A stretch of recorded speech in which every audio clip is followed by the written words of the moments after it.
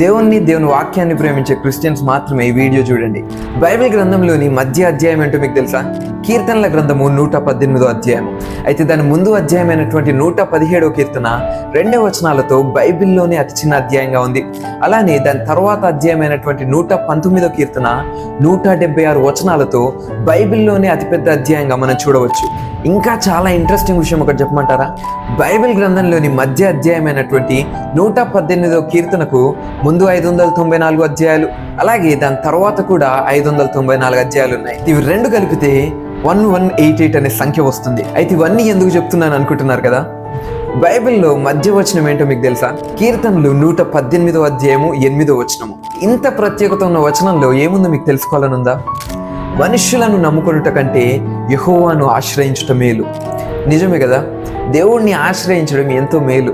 ఎందుకంటే ఆయన నమ్మదగిన వాడు. మీ జీవితాల్లో కూడా దేవుడు ఆశ్రయంగా ఉంటే దేవుడే నా ఆశ్రయం అని కమెంట్ చేయండి. అలాగే దేవుని వాక్యాన్ని ప్రేమించే మీ ఫ్రెండ్స్కి ఈ వీడియో షేర్ చేయండి. God bless you.